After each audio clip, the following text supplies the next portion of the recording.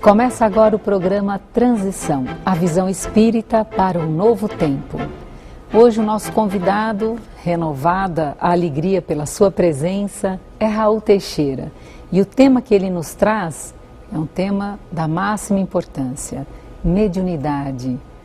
Obrigada pela tua presença, pela tua participação, Raul. Prazer para mim. O que nós podemos entender por mediunidade? Aqueles que nunca ouviram essa palavra ou se ouviram não a entendem. A mediunidade, Delmar, está relacionada àquilo que todos os crentes já ouviram falar. Dom do Espírito Santo, sexto sentido, coisas do gênero. Porque a mediunidade, esta palavra, foi criada por Allan Kardec, daí muita gente ignorar. Porque as pessoas que têm essa capacidade de sentir a influência dos espíritos ou dos chamados mortos sobre a sua vida, de algum modo elas são chamadas por isso médium. Então, por que Allan Kardec chamou a essas pessoas de médiums? Porque antes eram chamadas de diversas formas. Na Índia elas eram chamadas de rishis, no Egito de hierofante, na Hebreia de profeta, na Europa de bruxo, de mago. Nós encontramos variadas formas de chamar o médium. Na Grécia era Piton, Pitonisa, na Roma era Sibila, Arúspice, coisas assim. E o codificador Allan Kardec entendeu que esses nomes estavam muito relacionados ao tipo de crenças que eles tinham nas coisas, mas que precisava se dar a esse indivíduo que filtrava o pensamento da espiritualidade um nome mais genérico. E como ele está, esse indivíduo está entre duas dimensões, ele está no meio. Entre a dimensão dos encarnados, ou chamados vivos, e dos desencarnados, tidos como mortos. Logo, esse indivíduo está no meio a uma ponte. E por causa disso, Kardec se utilizou do nome latino e chamou de médium, aquele que está no meio. Então, Raul, só uma coisa, os espíritos, ou ditos mortos, eles interferem, eles influenciam a nossa vida, dos encarnados, dos vivos? Eles interferem desde sempre, muito mais do que possa a criatura imaginar. Antes de a gente evocar o ensinamento do Espiritismo, a gente olha a Bíblia. Primeiro capítulo do primeiro livro, primeiro versículo do Gênesis, nos diz assim: no princípio eram as trevas, e o Espírito de Deus flutuava sobre a face do abismo. Desde o primeiro versículo do Gênesis, já estamos ouvindo falar de Espírito. Era o Espírito do Senhor, era o Espírito de Deus, era o Senhor Elohim. Mas depois, quando a Bíblia hebraica nos fala de Adão e Eva, também nos fala de que ao serem expulsos do jardim paradisíaco, o Senhor mandou um anjo de espada flamejante para impedir que eles entrassem de volta no paraíso. Então, veja só a interferência de um espírito na vida humana. Porque se foi necessário mandar um espírito para cuidar da porta do paraíso, isso é um símbolo, não é? Obviamente, era uma intervenção do mundo espiritual sobre a vida humana. Mas muita gente imagina que essa questão de espíritos, de médiuns, de comunicações, foram invenções do Espiritismo. E certamente não foi invenção, essa questão não foi invenção do Espiritismo. Isso existe desde todo sempre. Nós encontramos na Magna Grécia as comunicações dos deuses através das pitonisas, né? As comunicações de Apolo, de Zeus mesmo, através de pitonisas, de pessoas consagradas ao culto. Nós encontramos na China de Lao Tse, de Confúcio, nós encontramos no Japão as mensagens, as comunicações dos chamados mortos. Então, quando na Índia os rishis davam manifestações dos seus deuses, são milhares de deuses indianos, nós imaginamos que essa crença na comunicabilidade dos deuses é de toda a humanidade. Então, não foi o Espiritismo que inventou a mediunidade. Allan Kardec criou um nome para um fenômeno já existente. Criou um nome novo para um fenômeno antigo. De modo que todas as pessoas são dotadas dessa faculdade. Não importa que elas não creiam, não importa que elas sejam materialistas ou ateias, o fato é que todos nós, pelo fato de pensarmos, de emitirmos pensamentos, captamos pensamentos. Quer tenhamos consciência de que estamos captando pensamentos dos mortos ou não tenhamos essa consciência, o fato é que somos sensitivos por isto, somos médiuns por isto. Daí Allan Kardec dizer agora no Livro dos Médiuns: todo aquele que sente num grau qualquer a interferência dos espíritos, por essa razão é médium. Há muita gente que diz assim: eu não sou médium, porque eu não sinto nada, não recebo nada no psicografo, mas porque ela imagina o sentido estrito que Allan Kardec deu ao termo. Porque nessa mesma orientação em que ele diz que todos os que sentem num grau qualquer a influência dos espíritos é médium, ele dá uma definição mais restrita. Essa primeira é uma conceituação ampla, todo aquele que sente. A pessoa que materializa, que psicofoniza, que incorpora, que escreve, tanto aquela que sente um arrepio só de um lado, ou que tem a presença de alguém percebida, desde o máximo ao mínimo, na definição genérica, está incluído, todo mundo é médium. Mas ele diz assim: no entanto, chamamos de médiuns aqueles em quem a faculdade tem uma certa intensidade, uma regularidade. Então aí, nem todo mundo. Aquele que escreve sempre, que vê sempre, que fala sempre sobre a ação dos espíritos, a esses é que costumeiramente se chamam médiuns. E uma coisa assim, você já colocou de uma maneira belíssima do entendimento, tanto histórico quanto da própria palavra. Agora, como é se sentir médium? Você apresenta essa intensidade mediúnica. Passa um pouco o que é, como você se sente sendo médium. Essa percepção da mediunidade na gente varia de indivíduo para indivíduo. Perfeito. Se nós juntarmos 10 médiuns videntes, cada um verá de uma forma diferente as mesmas coisas. Então vamos supor que um médium vidente veja um vulto de uma pessoa sem caracterizar detalhes. Aí o outro percebe a pessoa mais inteirinha. Aí o outro vê detalhes, vê a cor da roupa, o bordado da roupa, a cor do cinto, o que estava calçando. Aí há outro que vê só o busto, há outro que vê só o rosto. Cada médium de vidência tem capacidade de fazer um registro diferente. Então, cada um desses médiuns narrará a sua percepção da mediunidade de uma maneira diferente. Se eu pudesse narrar a respeito de mim, quando eu psicografo, ou quando os espíritos falam por meu intermédio, eu entro, na maioria das vezes, num chamado transe, como Allan Kardec chamou de crise mediúnica, porque eu vou perdendo a consciência de mim como se eu estivesse despencando num elevador para o fundo do poço. Eu vou perdendo a lucidez do ambiente e quando eu paro, eu não estou totalmente zerado. Eu fico percebendo que alguém está falando longe de mim. Como alguém que acorde no meio da noite, no seu quarto, e se aperceba de que tem alguém falando na casa, mas não distingue quem é que está falando, nem propriamente onde é que está o falante. Então, nós percebemos assim. E dali, a presença do desencarnado comunicante começa a se fazer mais forte, nos dizendo o que ele quer e atuando da maneira como ele quer. Mas há situações em que eu não caio nesse transe. A entidade se apresenta e diz: eu gostaria de escrever. Mas por eu estar prestando atenção numa coisa qualquer, ou precisar estar prestando atenção em alguma coisa, eles então usam meus implementos auditivos. É como se eu ouvisse.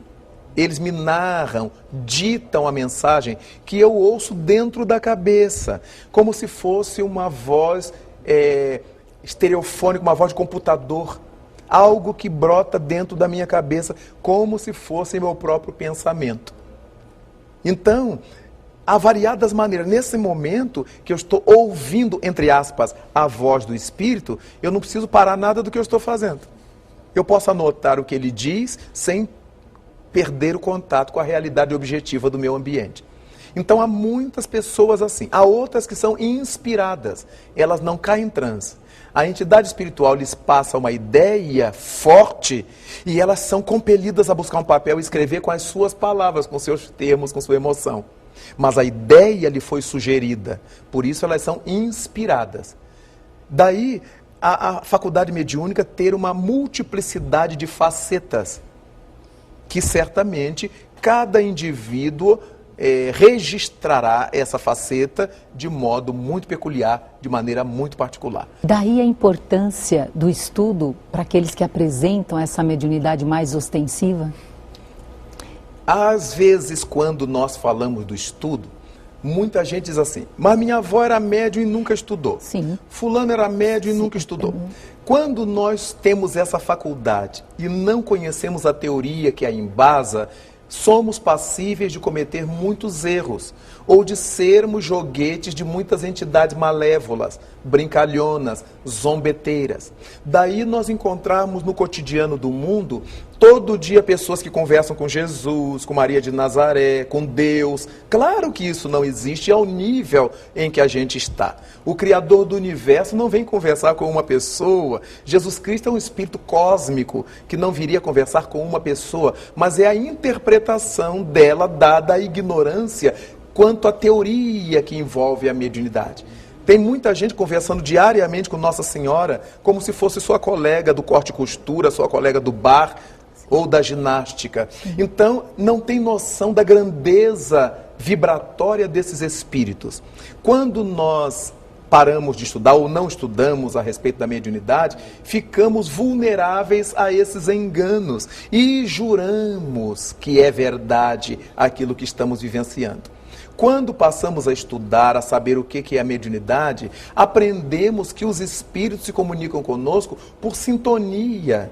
Na medida em que eu me torno uma pessoa de bem, uma pessoa melhor, uma pessoa maior, eu também vou me sintonizando com espíritos de bem, com espíritos maiores, com espíritos melhores. Enquanto eu sou uma pessoa viciosa, atormentada, cheia de conflitos, muito dificilmente eu terei uma vibração compatível com a vibração de espíritos luminosos.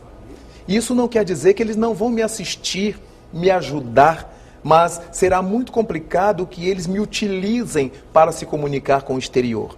De maneira que o estudo dá disciplina ao médium. Quando o médium não conhece as bases da sua faculdade, aí recebe espírito em qualquer lugar, na feira livre, no ônibus, vai visitar um amigo, recebe lá e faz horrores com isto. E fica joguete dos oportunistas, que também falam muita tolice por esse motivo. Quando nós estudamos a mediunidade, vemos que ela é uma faculdade divina, é uma faculdade importantíssima, que nos permite saber que ninguém morre. É por causa da mediunidade que nós varamos essa janela do além para ver aqueles que já nos antecederam, que estão vivos, estão de pé. E ao mesmo tempo, conhecendo a realidade deles, perceber qual será o nosso futuro. Do mundo dos espíritos viemos para a Terra e da Terra voltaremos para o mundo normal, primitivo, que é o mundo dos espíritos. Então a mediunidade, que nos faculta, que nos permite esse entendimento, também pode nos ajudar a ajudar.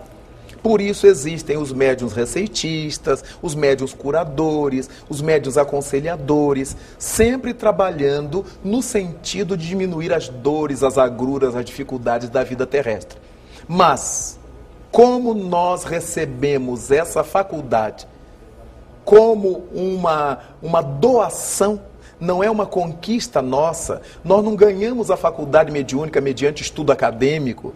Eu não fiz nenhum esforço para gasto de fosfato, para ser médium, para ter a faculdade mediúnica. Os bons espíritos nos recomendam que a gente a realize gratuitamente.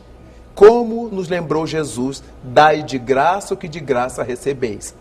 Daí cabe aos médiuns do bem, àqueles que desejam ser instrumentos da luz, da felicidade, do equilíbrio, não cobrar por seu exercício mediúnico. Se a pessoa precisar ganhar a vida, trabalhe profissionalmente e dedique à faculdade mediúnica o tempo que lhe sobre, o tempo que lhe resta, para poder não transformar a faculdade numa profissão. É importantíssimo isto, porque na medida em que nós enveredamos pelo caminho do lucro com a mediunidade, nós perdemos a assistência dos bons espíritos e ficamos sob a ação, sob a intercorrência de almas perturbadoras, estúrdias, que nos vão causar muitos problemas. Hoje o nosso convidado muito mais que especial aqui é o Raul Teixeira, falando sobre mediunidade e também falando sobre profissão. E nós vamos perguntar para ele como na sua vida você conciliou toda a tua atividade espírita, e nós sabemos das tuas viagens pelo mundo, você que é orador em muitos países, por todo o Brasil, participando ativamente ao longo da sua vida. Então a minha pergunta é assim, o que você estudou, o que você trabalhou e como é que você integrou com a vida espírita? É curioso porque eu sou formado em física e depois de algum tempo de trabalho com pesquisa, etc., resolvi me dedicar ao magistério de física e lecionei durante muitos anos, tanto na rede de ensino médio quanto na universidade. E quando eu falava ser físico, as pessoas se assustavam. Como você é físico e espírita? Físico e médium? Eu digo, mas não tem nada a ver uma coisa com a outra. Porque a física estuda as leis da natureza, as leis de Deus que comandam o mundo físico. E nós aprendemos em O Livro dos Espíritos que as leis de Deus se bifurcam em dois sentidos. Num deles nós temos as leis que regem o mundo físico, onde está a física, a química, a biologia, a matemática, etc. E a outra ramificação trabalha as leis morais, aquelas leis de Deus que regulam o mundo da alma, o mundo do psiquismo humano, do mundo da espiritualidade. Ora, estudar física é estudar as leis de Deus. O que aconteceu é que o Espiritismo me deu uma cancha muito maior para entender a física por uma outra angulação. Porque os físicos se perguntam por que existe isso, o Espiritismo nos explica por quê. Para que esses mundos, o Espiritismo nos diz para quê. Então eu tinha esse background que muitos dos meus colegas desconheciam. E, ao mesmo tempo, o conhecimento de física me ajudava a compreender vários fenômenos do espiritismo e da própria mediunidade. Porque nós falamos o tempo inteiro em mediunidade, em ondas, em vibração, onda mental, vibração, frequência. E isso tudo é artigo de física. Falamos em fluido, em energia, tudo isso pertence ao mundo da física. Obviamente que aprendi a distinguir o que era ciência formal, o que era física, daquilo que era literalmente espiritismo. Embora muita gente hoje em dia queira atualizar o espiritismo, adotando termos da ciência formal para ele, cometem um grande equívoco. Sim. Muita gente quer converter o termo fluido em energia. Vai dançar feio, como se diz popularmente, porque não tem nada a ver o fluido asseverado por Allan Kardec e o fluido que a física trata. O fluido que Allan Kardec trabalha é o fluido cósmico universal. Essa substância, conforme chamou Aristóteles, que preenche todo o cosmo. Os fluidos de que trata a fisicoquímica é o formado pelos líquidos e pelos gases. Fluidos líquidos e os fluidos gasosos do nosso mundo material. Não podemos misturar as coisas. Então é muitíssimo sério quem deseja de orelhada, sem nenhum critério, e sem nenhuma condição para isso, querer fazer ou deseja fazer modificações no espiritismo. Melhor será estudá-lo e, se possível, vivenciá-lo. Daí, então, é muitíssimo forte ser físico e conhecer o espiritismo. Eu tinha um pé na ciência, na pesquisa científica, na teoria científica, e outro pé na crença religiosa. E via muitas vezes, e vejo muitas vezes, como muitos espíritas falam de coisas que ignoram solenemente e vão para a tribuna e dizem que a ciência provou o espiritismo, que a ciência provou a reencarnação, mas isso não é verdade. A ciência formal não provou nada disto. A ciência formal não acredita que exista espírito. Como é que provou o espiritismo? Que é consequência. O que existe, e é verdade, são experiências realizadas, estudos feitos por cientistas, como indivíduos, mas não é a palavra da ciência, é a palavra de pesquisadores, de estudiosos. Da mesma forma que há padres que falam mal do espiritismo, eu não posso dizer que a igreja fala mal do espiritismo. Do mesmo modo que há pastores evangélicos que falam mal do espiritismo, eu não posso dizer que os protestantes falam mal do espiritismo. Eu não posso fazer essa generalização. Então, se há cientistas que provaram com seus estudos determinadas teses espíritas, que a nós nos faz muito bem, não provaram por ser espiritismo. Eles estavam realizando aqueles estudos e as suas conclusões nos servem. Nós nos apropriamos das conclusões desses estudiosos, mas eles não estudaram para provar o espiritismo, salvo no século XIX e no século XX, aqueles cientistas que eram espíritas, como William Crookes, como Charles Richer, que se aproximou para pesquisar a mediunidade. Então, como o Crookes, que se aproximou para pesquisar a mediunidade. Então, o que eles falaram ao final veio ao encontro das teses espíritas. Eles não falaram em geral para a ciência, eles falaram especificamente para um grupo de estudiosos que eram os espíritas. Mas, quando nós pensamos nisto, eu verifico hoje o quanto que a física me ajudou a entender o espiritismo naquilo que ele tem de técnico. E quanto é que o espiritismo me ajudou a ver na física o que ela tem de divino. De modo que, para mim, como profissional, foi uma experiência gritantemente maravilhosa.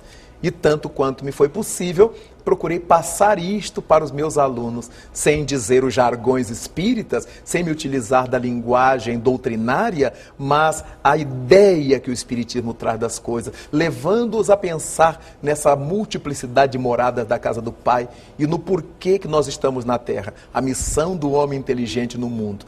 De forma que tenho as memórias mais gostosas, mais felizes dessa relação espiritismo-profissão, no meu caso pessoal.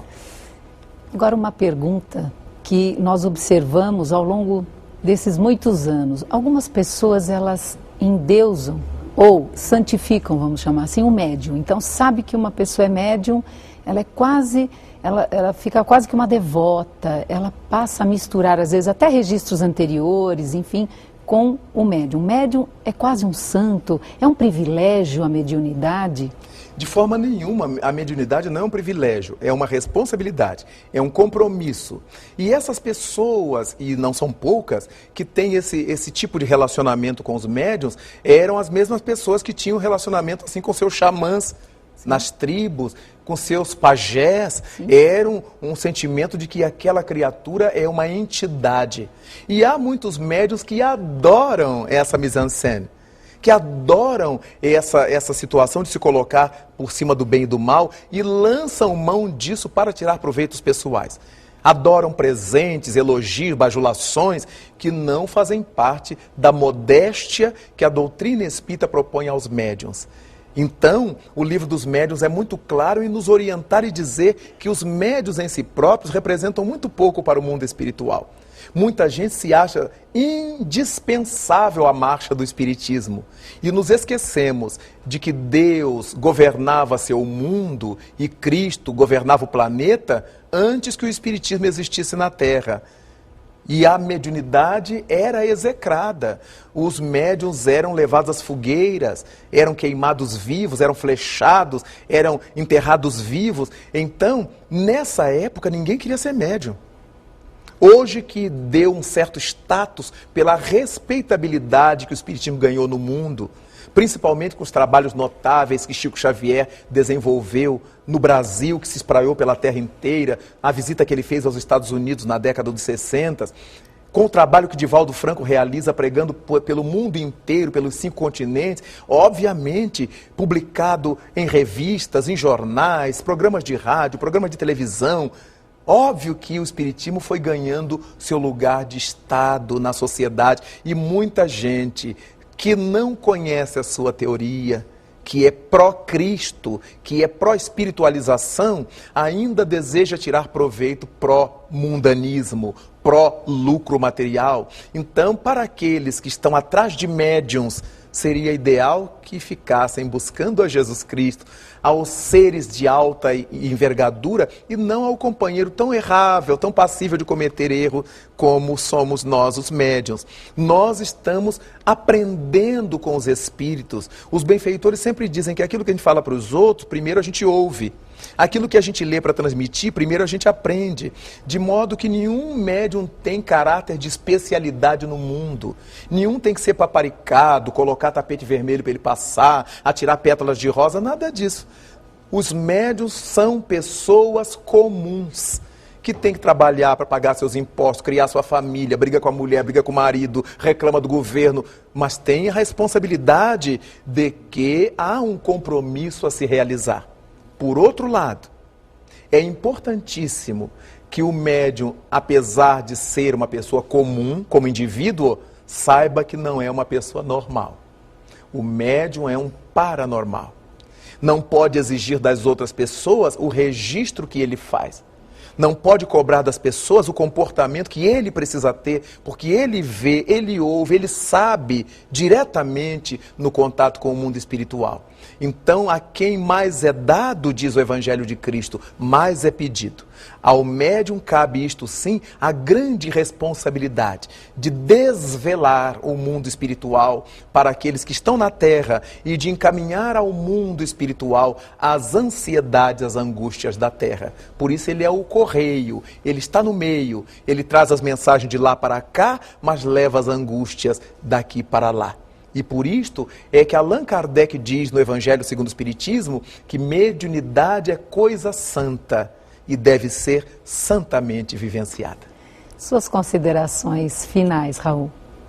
Gostaria de dizer a todos aqueles que estejam premidos por alguma percepção mediúnica e que alguém haja dito que é doideira, que é esquizofrenia, ao mesmo tempo que vá ao psiquiatra para se consultar, se for o caso, não deixe de ir ao centro espírita, bem orientado, buscar no livro dos médiuns de Allan Kardec a leitura devida, a orientação. Não existe uma única doutrina religiosa que explique a faculdade mediúnica como o Espiritismo faz. Até porque muitas não acreditam nisto. Então não se julguem loucos. Se julguem alguém dotado desse sexto sentido que precisa ser disciplinado. Mas com a certeza de que não existirá bom médium onde não existir boa criatura. Para que sejamos bons médiuns para o Cristo, é importantíssimo nos convertamos como seres humanos em boas criaturas, para ajudar a Jesus Cristo nessa árdua tarefa de iluminar a terra. Muito obrigada pela tua presença, Raul, pela tua participação. Obrigado.